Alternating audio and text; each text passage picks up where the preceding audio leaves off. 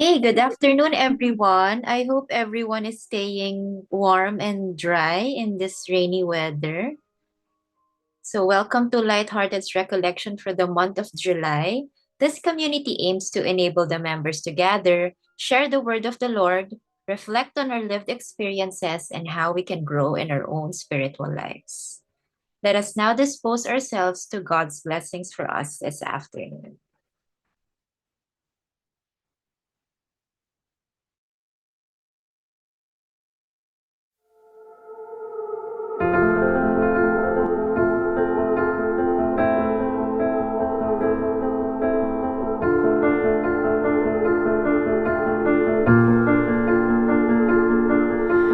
I keep fighting voices in my mind that say I'm not enough.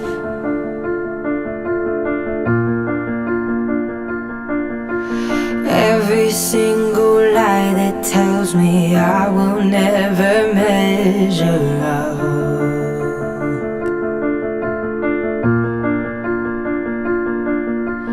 Am I more than just the sum of every high and every low?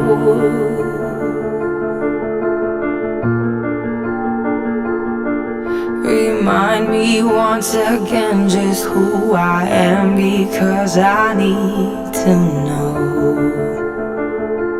Ooh, oh, you say I'm loved when I can't feel a thing. You say I am strong when I think I am weak. And you say I am held when I am falling short. And when I don't belong, oh, you say I am yours. And I believe, oh, I believe what you say of me. I believe the only thing that matters now is everything you think of me.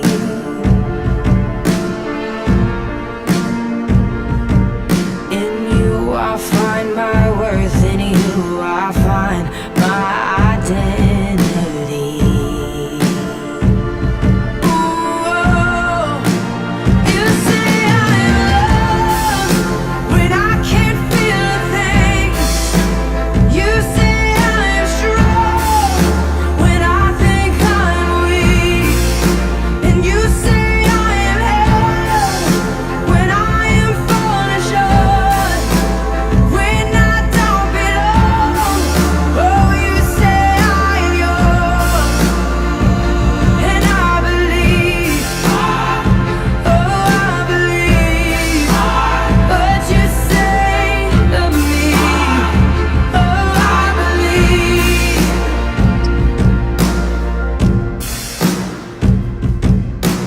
Taking all I have and now I'm laying it at your feet.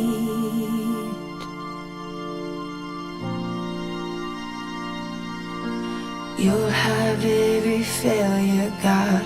You'll have every victory. Ooh, you say I am loved when I can't feel a thing. You say I am strong when I think I am weak.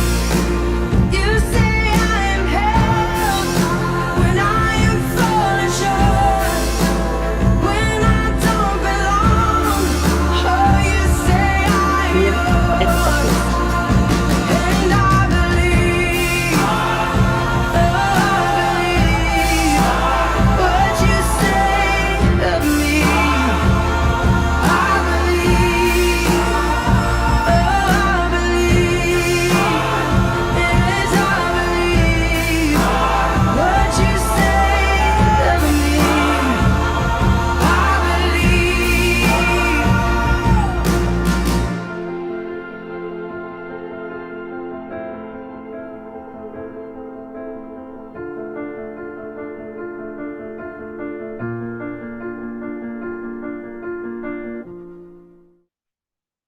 Our recollection this afternoon is entitled Happy Fault and will be facilitated by Father Joselito Bong Sarabia. Father Bong is a Vincentian priest for over 24 years now.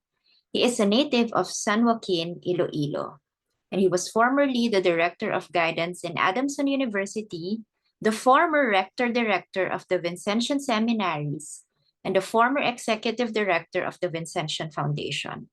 He is currently the parish priest of Ina ng Lupang Pangako Parish in Payatas. Ladies and gentlemen, please join me in welcoming Father Bong. Good afternoon, Father Bong. Good afternoon to everyone.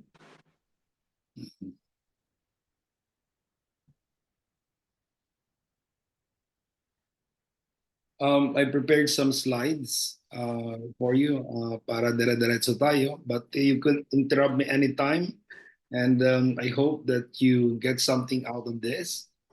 It's called Happy Fault, Felix Culpa, and we usually hear these words, exultet sa Easter Vigil, diba?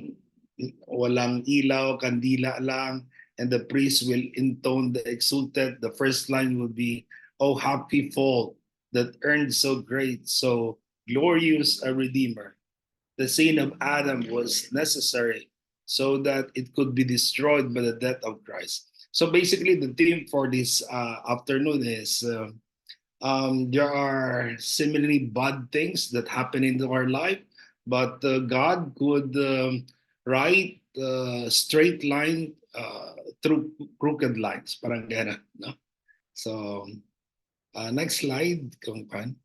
Yeah, God writes straight on crooked lines at times, and seemingly so bad an experience. When we look back later on, we realize that it was part of God's protection, God's paved way for us. So happy fault, Felix Culpa. So this is in Paradise Lost.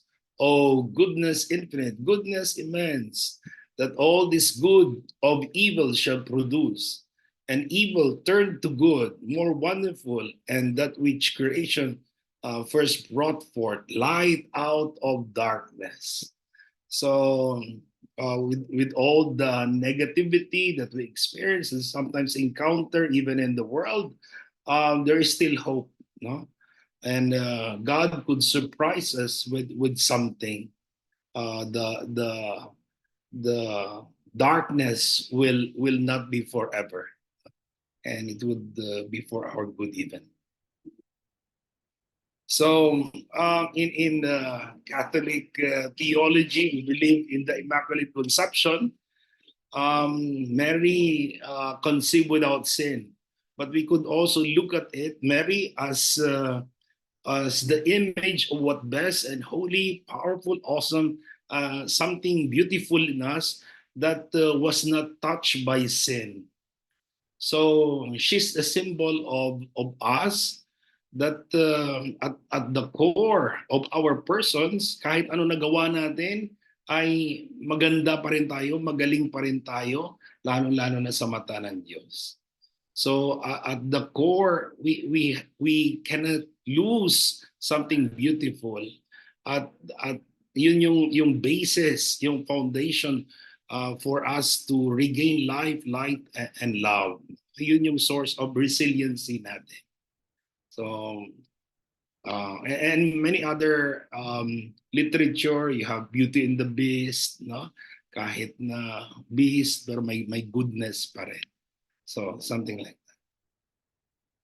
And in the recent, of course, this is from Romans, Paul is saying us that no one can separate us from the love of God. So, especially if we have sinned, if we felt so ashamed of our performance, of our experience, and even of what people have done or closest to us, we feel ashamed. Gusto natin magtago, but actually during those times, we cannot separate from God's love. God would seek us out, and really His love is even more beautiful at times when we are really at our low point. No? So yun po ang abundance of God's love. Not only when we are good, but even if we are no in sin and in struggling and in the dark. Next slide. This is quite recent document of the Vatican on human dignity. This is inspired by Pope Francis. It speaks about ontological dignity. At ang ating dignity na ito ay hindi nagbabago. This is our inherent worth as children of God, beloved of God. So it would distinguish from other dignity like existential dignity kapag may disability tayo, or moral dignity if we fail, no, we commit sin, and other no, passing dignity. Pero ontological dignity hindi nagbabago, no? It's who we are as made in the image and likeness of God. So ito yung nakikita ng Diyos sa atin, and still source of hope at salvation para sa atin. And because of this is the reason why we could look at our neighbor also in their life, even though they are in jail, they are in a particular addiction, we still value them for who they are. No, iyon po ang ontological dignity na tinuturo ni Pope Francis sa document na ito.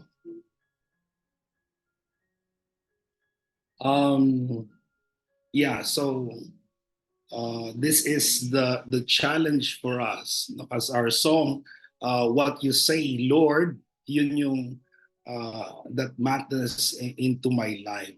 So the practice is really seeing ourselves as God sees us.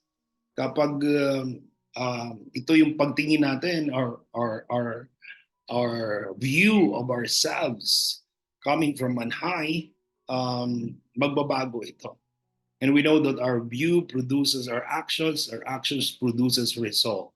So kapag if we are feeling loved by God, loved by our parents or our friends, then we produce loving actions also, and because of that, beautiful din ang ating results, ang ating performance. So very crucial again. Some would see us negatively, even sadly, those people near to us, our bosses, would see us differently. But again, practice seeing yourself as God sees you. So I see myself as God sees me.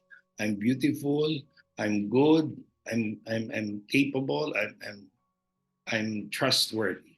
So yun po ang pwede natin maging mantra. Next slide.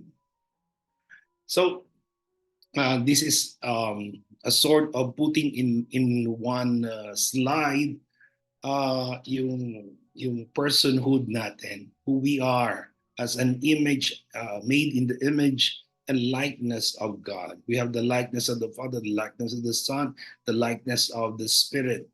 And like the Father, we could recreate. Like the Son, we could connect. We could connect and thereby build our relationship. Kapag maganda ang relationship natin, maganda talaga ang buhay din natin. Sabi ni Esther Perel. And then we are able to, we have the likeness of the Spirit.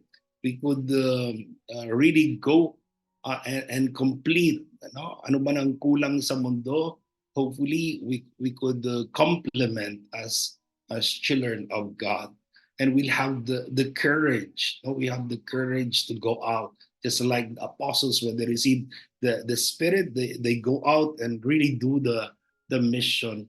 So ito po yung image, our possibility as children of God. No, we have the possibilities to create new realm of possibilities, even the impossible sometimes.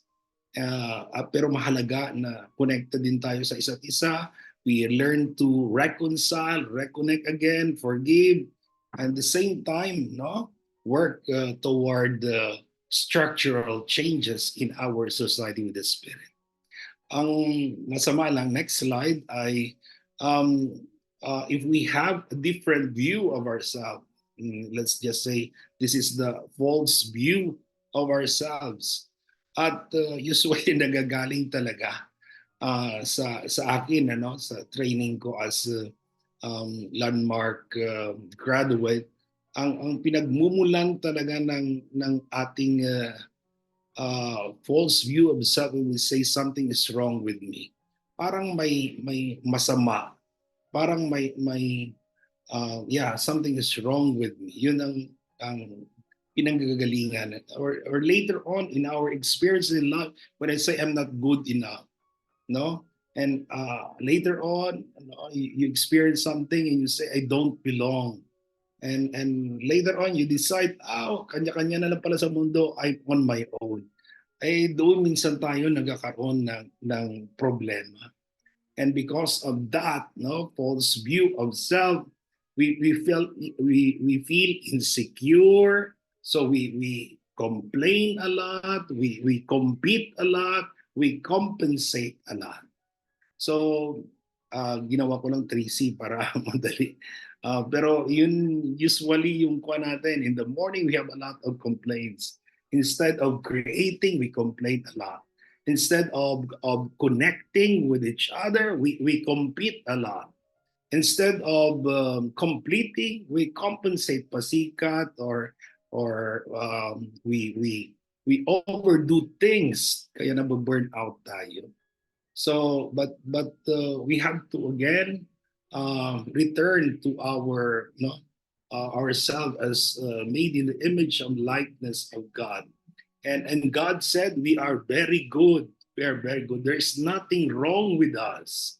And we have to accept ourselves for who we are and who we are not. And from that, we could have something. Next slide. Next slide. So that's the choice that we could make in our life. Whenever we fall, we could still recreate, reconnect, we could still complete again with ourselves. We could forgive ourselves, forgive others. Even with God, sometimes we complain to God. We complain to God. We sometimes even compete with God and do a lot to compensate. Akala natin by doing a lot, na nawawala ang kasalanan natin. So ganun. So we have to put some order also in our relationship with God, just the same. So again, yung tatlo na ito that we could be. Again, what's our sense of self-worth? Sa ibang literature, especially sa Christian literature, we try to distinguish between self-esteem and self-worth. Self-esteem ay usually yan nagfa-fluctuate. Para roller coaster minsan ang self-esteem based on our performance. Pero ito, maganda na nga ito ang quote ni Steph Perel about self-esteem.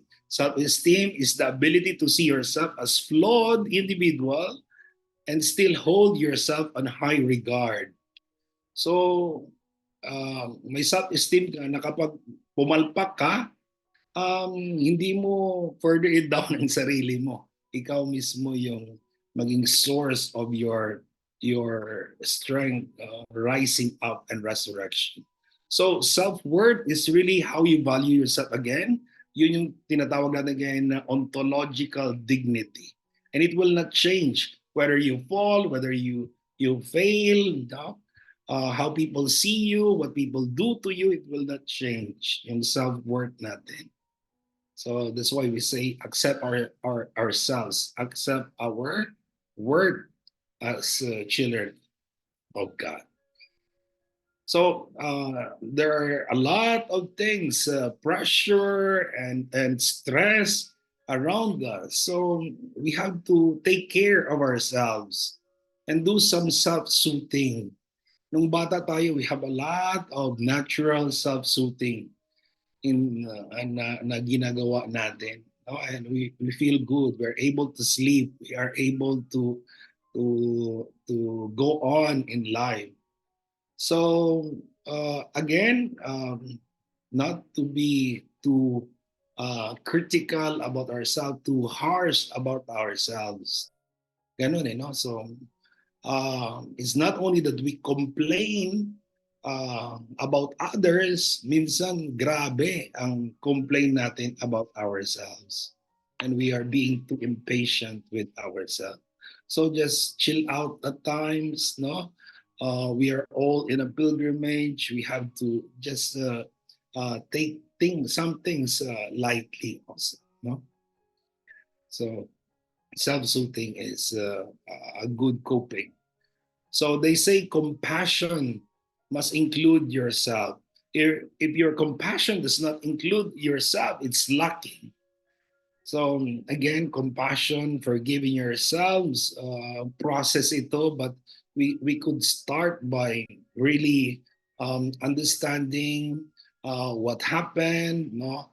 Being in touch with our emotion. So yun, no? So forgiving yourself, forgiving yourself. So yan, minsan kasi nag-guilt trip tayo. Nag-guilt trip tayo. So kapag nag-guilty tayo, feeling natin okay na tayo. No? But we have to do something. We have to forgive something so that hindi yung complaint or guilt natin madala pa natin sa iba. Yung sama ng loob natin sa ating sarili, hindi natin mapoproject, matadala sa iba. Next slide. So, compassion. So, ngayon, very yung resiliency quotient, not just emotional quotient, no? But the resiliency quotient, it's the capacity to bounce back, sabi nila. Bounce back. So, natural kasi yan for us to fall. There is no perfect family. There is no perfect boss. There is no perfect priest. There is no perfect supervisor. Lahat tayo pumapalpak. Pero it's good to see ourselves having again the capacity to stand whenever we fall. So yun po yung resiliency na tinatawag natin. Alam natin kaya natin. Some people would give up and use a lot of excuses, but we stand up because we have a goal. No? So kailangan din yan na focus tayo sa goal natin in order to be resilient. I guess the next slide is about this is grit. See Angela Duckworth, very beautiful book. So they say that success is not about IQ, looks, talent, connection, or even wealth. It's about grit ngayon. So sabi niya yung grit is passion, sustained with persistence toward long-term achievement. So life is like a marathon, hindi po to sprint. No? Kaya pang matagalan, yung tumatagal yun yung nananalo. So sometimes in instance we commit mistake, we fail. So that is part of the process. So what is important is that we learn from our failures and use that for our journey in the future to move forward. So yun po, grit. No? Yun sana ma-develop natin sa ating mga bata ngayon.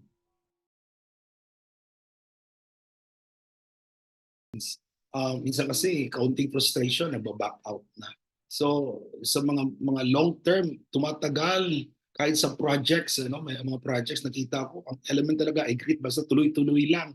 Kahit small successes, breakthroughs, pero tuloy-tuloy lang, mas long term, mas sustainable yung development projects. Next, of course, this is about the stress. We get so much stress around, um, and we can do something about that. But since stress is a reality of life, just like problem is a reality of life, so we better choose what stress is worthy of our life. No, ano yung stress na mag-enjoy tayo ba, no? That is worth our time, talent, and treasure. So, yun. Focus tayo dyan. Kapag we spread ourselves too thinly, inaaway natin lahat. So, yeah, talagang talo tayo. No? So, choose the stress that is worth your time, your efforts. Yun po yung and of course, we experienced a lot of challenges, oppositions, and even threats, no, in our in doing our goals, our desires in life, and this is part of sabi ni Jesus, carry your cross, and we say the best students, the best disciples get the hardest ones. So, yun, kapag minsan may matindi tayong pinagdadaanan, sa experience ko, God is preparing us for something. Minsan, death of a family member, or minsan may mangyayari sa relationship, sa community, pero after that, something is happening. Something is happening. Or break up. Break up sometimes. So again, check our mindset, no? Ito mga offset ito na kuan. It's my fault. Again, this is something that we have to take away from our minds. We are so attached to this thought many times, and thoughts turn into things. Naging real sila if we believe them, no? Pero there are so many thoughts. We have to choose the thoughts that would be beneficial for us. Next slide, again, another con. Yan, automatic thoughts ito. Hindi natin alam, hidden pa minsan. We say God could never forgive me. No, this is fake news. This is fake news. So it's not our fault, and God is always there for us. Next. So again, negative beliefs. We have a lot of negative beliefs in our life, and this would hold us down and make our resurrection or prolong our resurrection. Thank God si Jesus 3 days na resurrect na kaagad siya. No? So, pero sa atin minsan, years bago tayo mag-experience ng resurrection because we are full of negative beliefs. No? So, hindi tayo pinapabayaan ng Panginoon. God is good to the just. Mga ganon. No? I hope that we get that. And dissolve and let go of these negative beliefs. Next slide. So I find among the many psychologists out there, I find Byron Katie's 4-question helpful. My website ito siya, my worksheet, you could check work.com. Marami siyang video sa YouTube. Very, very simple in order to dissolve our negative thoughts. So she's telling us to really focus on our negative thoughts and deal with it. Write down so negative thoughts like I'm not worthy. So I'm not worthy. So you say she has 4 questions. Is it true? No. Tapos number 2 question, can you absolutely no, it's true. So yun, isipin mo kung bakit naniniwala ka doon na tama yun, na I'm not worthy. No? Pagkatapos, uh, how do you react? What is happening to you? What's inside your head? What are your emotions when you believe that you are not worthy? So parang focusing ito and getting all the stress, the burden, believing in that. Ano yung part, magkakaroon ka ng body scanning. And later on, the fourth question, who would you be without the thought? Who would you be without the thought? No, who would you be without the thought that I'm not worthy? So maraming mga thoughts tayo eh. Hindi kailangan isa-isahin natin. So may mga video siya na I need a boyfriend. parang parang ganon. So again, is it true? Are you absolutely no? Anong nangyayari sa iyo if you believe that you need a boyfriend? Parang ganon. And who would you be without that thought? So marami, no? So may worksheet siya para personal at worksheet sa relationship. For example, you have a thought about the other. He is inconsiderate. He is inconsiderate. Again, is it true? Is it absolutely true? What happens to you and in your relationship when you believe that he is inconsiderate? Again, who would you be without the thought that he is inconsiderate? Very simple process po ito. Pero may dagdag siya, tinatawag turn around. Turn around. So when you say he is inconsiderate, you could turn it around that he is considerate. And what are the times, experiences that you see him have understanding and sensitive to you also? Or you could turn around also the question, I am inconsiderate. Baka ikaw ang hindi considerate, no? Walang empathy. Or I'm inconsiderate to myself. Yun yung mga turnarounds po na. So it's good to check Byron Katie.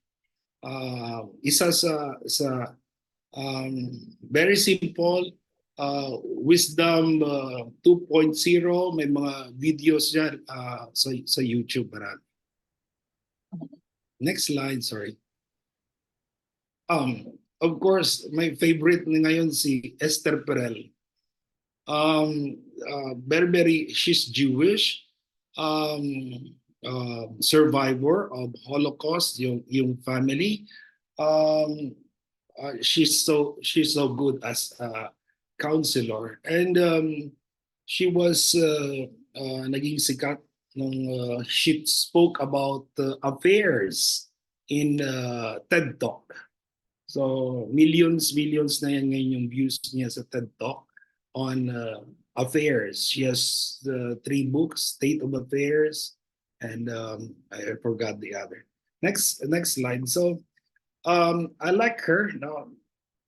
Sinasama ko ito, part ng fault ito ngayon.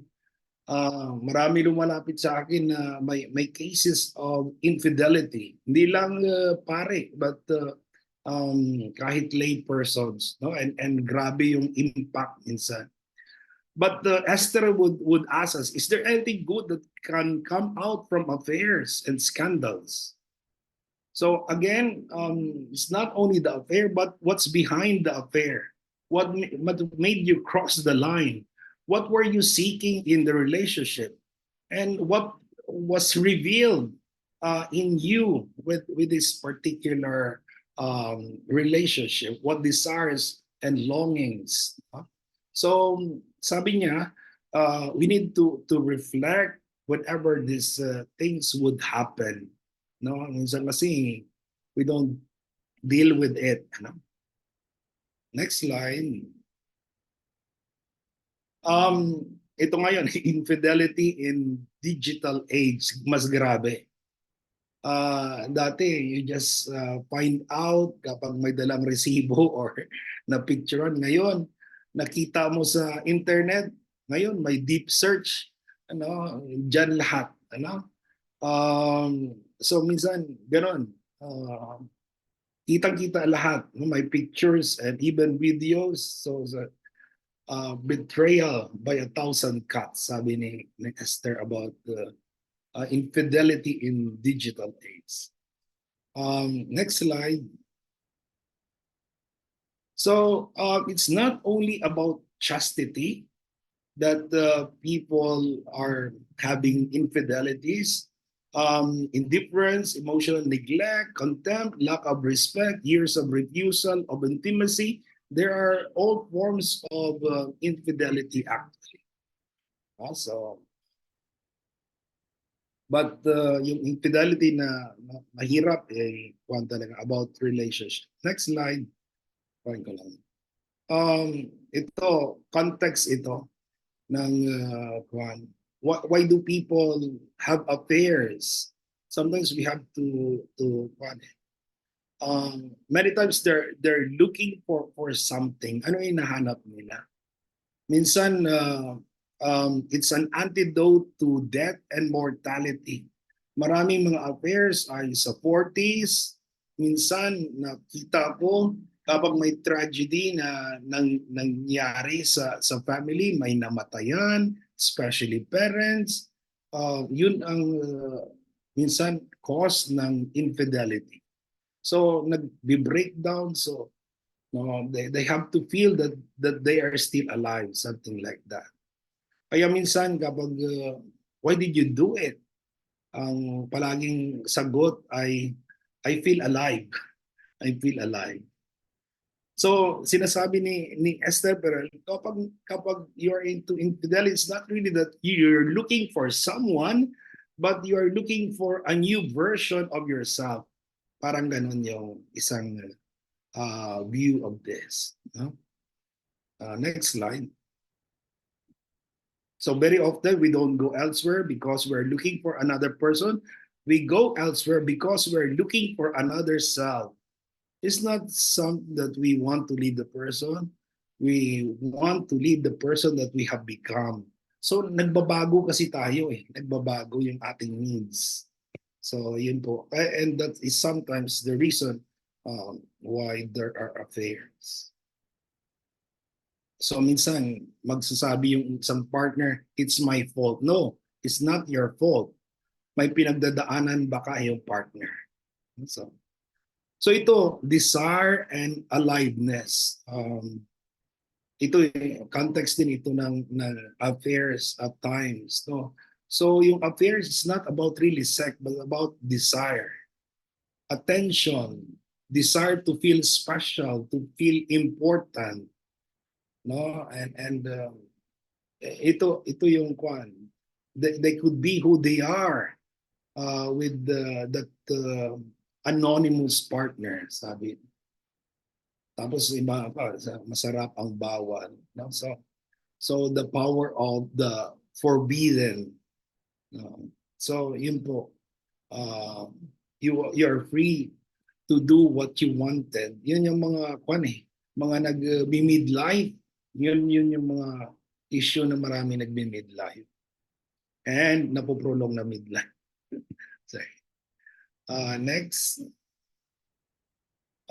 This is about pillars of love and growth. So yung kwan talaga is ma-master natin sa relationship natin yung surrender and autonomy. Yung palagi yung mix ng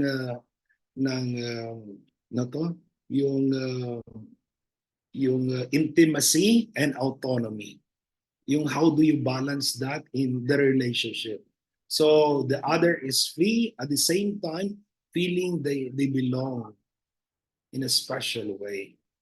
So the need to be together and the need to be separated also. So yan po yung buti nagpare kami. mas grabe itong struggle na ito sa mag-asawa sa tingin ko, no? So love and desire. No? So minsan, uh, too much love, delikado din. No? Because love is about stability, commitment, duties, nurturance, mga anak. Usually, pagdating kapag may anak na, yung attraction ng mag-asawa nagwi-wane, di ba? So napopokus na kasi sa bata eh. Kaya kailangan may time ang couple for themselves. So desire is about curiosity, newness, adventure, risk-taking, self-gratification.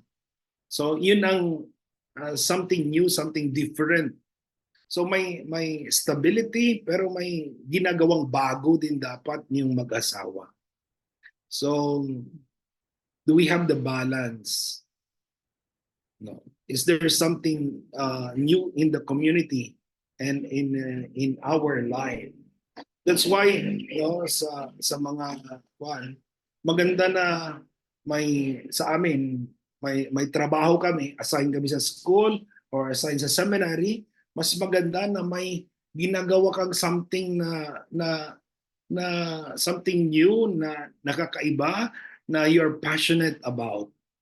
So source of income mo yun or identity mo na yun sa community, main commitment mo yun, main calling mo. Pero dapat may something ka. Kaya iba nag-gardening, ang iba into social development, ang iba mag-alaga ng tuta, ng aso, mga ganon. No? Something that would generate fire. Tawag natin eros, no? The eros in us. So importance of personal friends and apostolate yung gawa natin, no?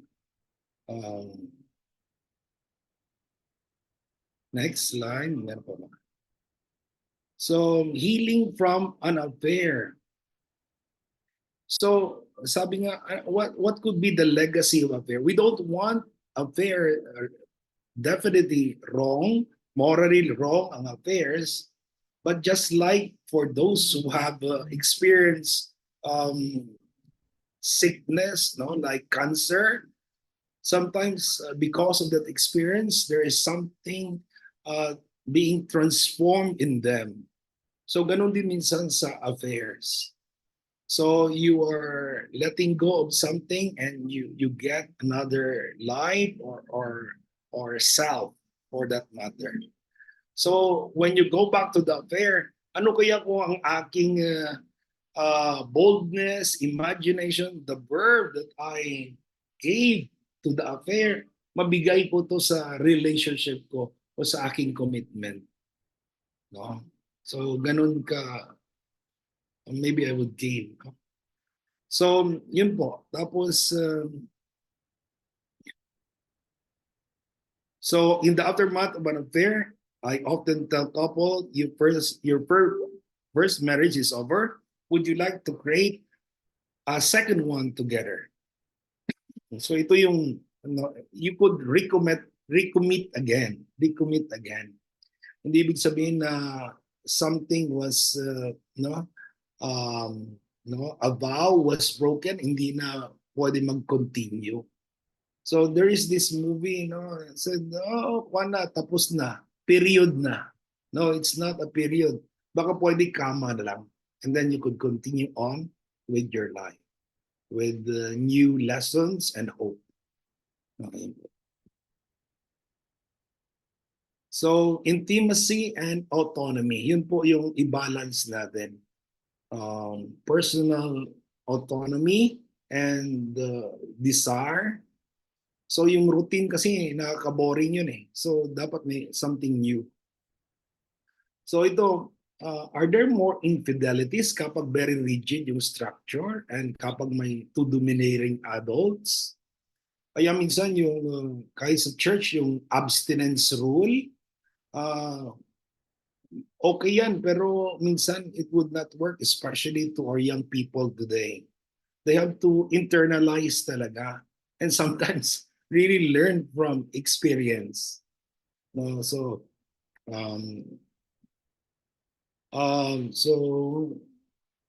we asked to separate party.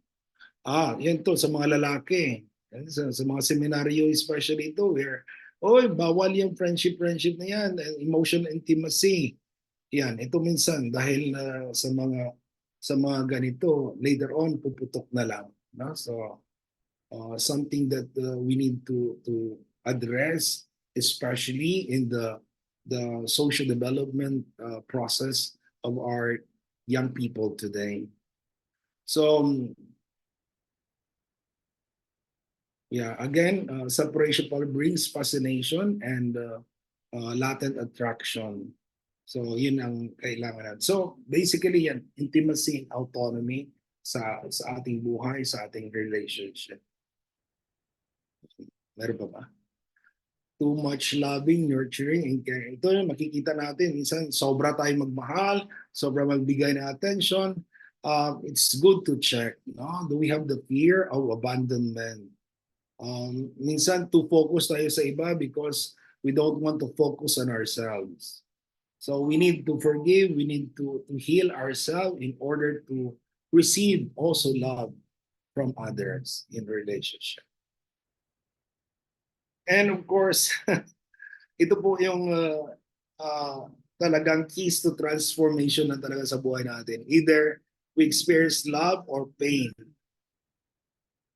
Ito po talaga magpagbabago lang sa atin.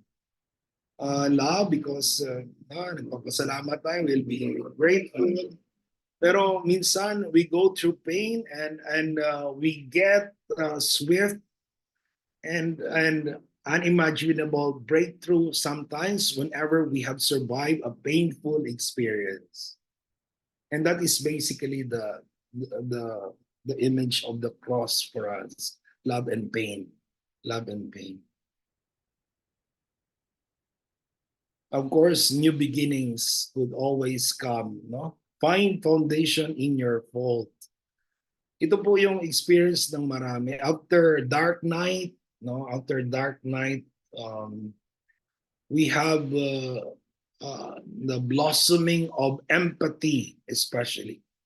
We are now able to understand other people, especially those who are struggling. We become less judgmental. Ganun po. And humility. No? Humility. Hindi na masyadong mayabang kapag we have gone through the process. And when we have humility, we have all the virtues coming also. So yun po yung maganda minsan when we go through this. Next, of course, no? So we move forward sa ating journey. We cannot afford to backslide. We go for self-transcendence pa rin. So minsan may nangyayari, may tampo tayo sa Panginoon, hindi tayo napagbigyan sa mga prayers natin, may namatay, no, may hidden anger tayo sa Diyos, and sometimes yun nagka-cut instantly sa atin. Bakit I don't feel God? May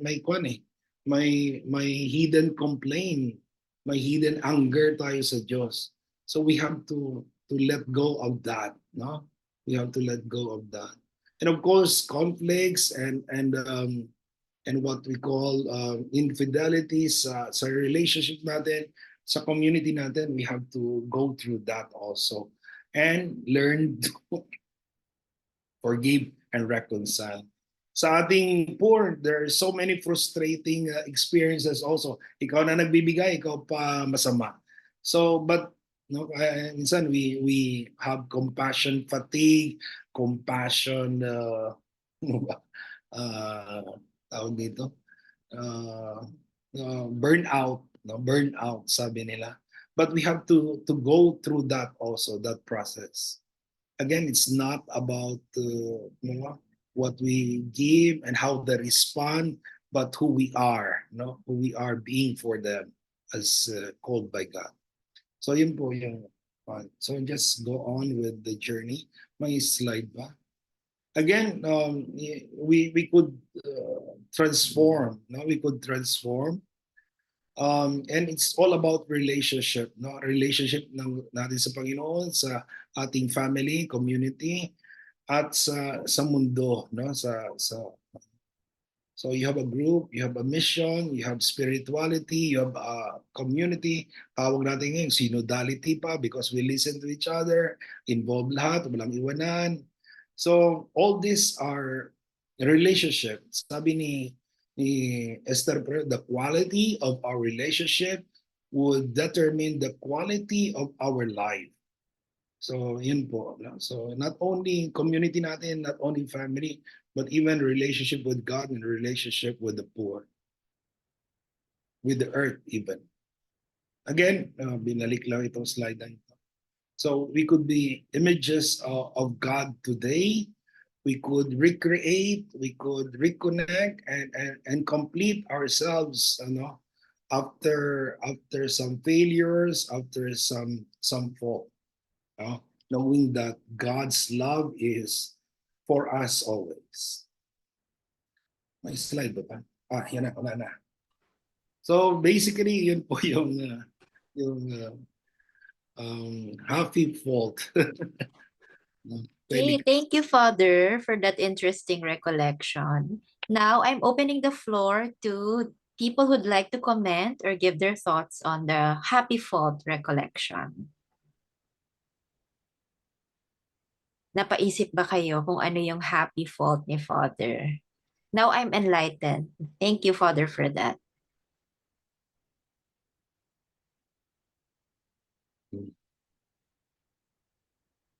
How about you, Father Bong Eloriaga? Naging introspective ako in terms of, you see, parang at this stage, I'm competing, complaining, and compensating. Kaya I think it's time again to look at myself as an image of God, no? That I can reconnect, that I can recreate and complete my relationships. No? Correct. It's a good reminder. Anyone else would like to share their thoughts?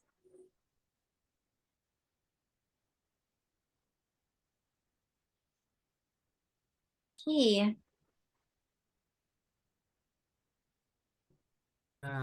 Siguro ako, Joanna. Yes, Ma'am Ichu. Well, thank you, Father, for that wonderful presentation. It's very informative. In fact, it's very timely, because you talk about self-love, self-soothing.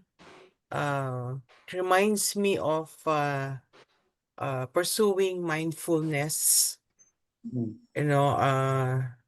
taking care of ourselves. Perhaps one of the things that came out after COVID, after the pandemic, is to take care of ourselves. And so it's nice to hear from you, Father, that every time we fall, it's not the end of the world. That we can always stand up again, because there's always hope. Reconnect with God. Perhaps there's a reason why it happened, why we fell, why we hit a wall one time or another in our lives. So it's the hope that gives us the motivation, not only to reconnect with God, but to reconnect with community, with our family, with our friends.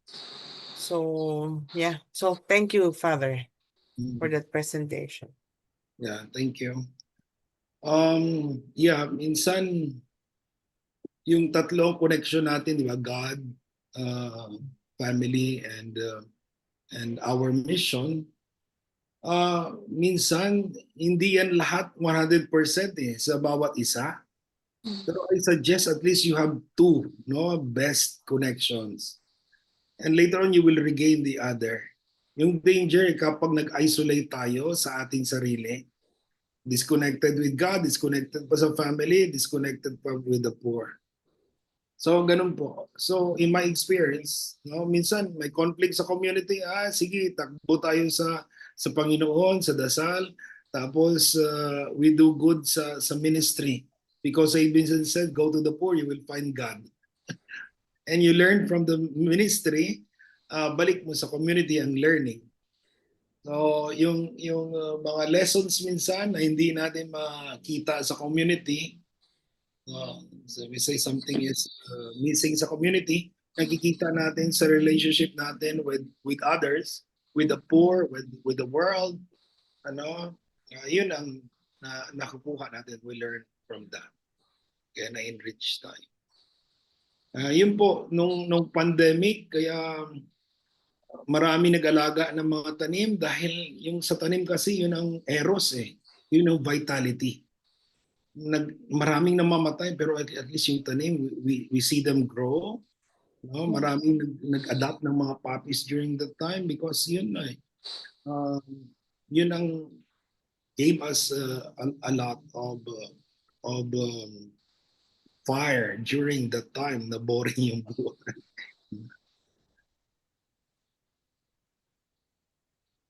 Okay. Anyone else would like to share their thoughts? Yes. Can I say something? Sure, Ma'am Marilyn po. Sorry, was it Ma'am Marilyn or Ma'am Bernie? Bernie. I'm one of them. Yeah. So, Father, thank you for that particular thing that struck me is the ontological dignity, in the face of failures. Sometimes we blame ourselves, and this one gives us courage to bounce back. That we have this innate dignity given by God. And it can also make it a little bit easier for us when we find fault in others, that we have to recognize that they have their own ontological dignity too. So it will be easier to forgive and see the worth of others. And when we have problems, I love to tell my grandchildren, actually, sometimes when they say this something is hard or they cannot do this and something went wrong. So I tell them, when things go wrong, it's not the end, it is just a bend. And when they are disappointed with their classmates, with their friends, sometimes even with the good friends. So it is a good reminder, this ontological dignity that we share in all of this. So thank you, Father. Thank you. Thank you, Ma'am Bernie.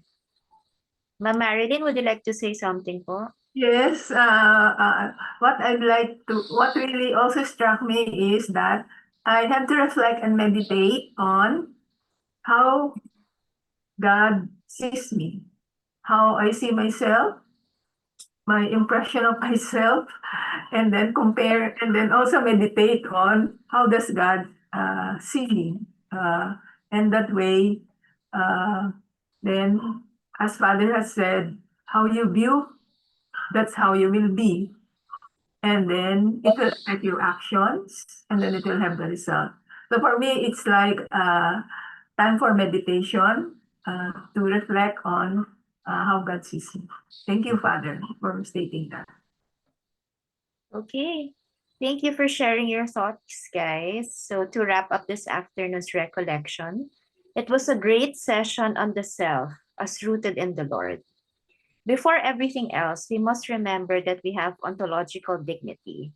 It is the inherent value and worth that we possess and is linked to the belief that we are made in the image of the Lord, and we possess the unique capacity of reason and freedom. We must uphold ourselves to the highest standards as we are in the likeness of the Father, the Son, and the Holy Spirit. So we always have a choice to recreate, reconnect, and be complete once again when we fail or make mistakes. In compassion, always include yourself. When life throws us a curveball, we must always go back and remind ourselves to whom we belong. It'll guide our actions and how we shape our own experiences. Oftentimes, the need to define the self sometimes takes a downturn as we struggle to look for ourselves in all the wrong avenues. The struggle for self validation, love, and connection. How then do we turn this crisis to an opportunity? The message is clear: find foundation in your fault. Always look towards the story of the cross, a story of pain and love, transformative love, love that is all about stability, commitment, duties, and nurturance. By recognizing faith as the anchor, we are able to offer love and hope to our community. We are able to recreate, reconnect, and be completed once again. Thank you once again to Father Bong for facilitating this afternoon's recollection and to all our participants. Now, some announcements. We invite you to a prayer gathering on August 2, Saturday. This will be a welcome change to our usual prayer gathering, so we hope you could join us. We'll send some updates over to our Viber chat. Our next recollection will be on August 16, Saturday. The recollection on walking in hope, serving with love, a pilgrim of mission and charity will be facilitated by Father Nelson Bisco. And we hope to see you by then. Again, thank you po and good evening to all. Good evening. Thank you. Thank you everyone for joining. Father Bong, thank you very much. Thank you, Joanne, Pads. for facilitating. Thank you, Father Andres. Bong. Thank you, Father Ellen. Thank you, Mike Martin. The Thank last song you. is beautiful. Your last song, closing song is beautiful.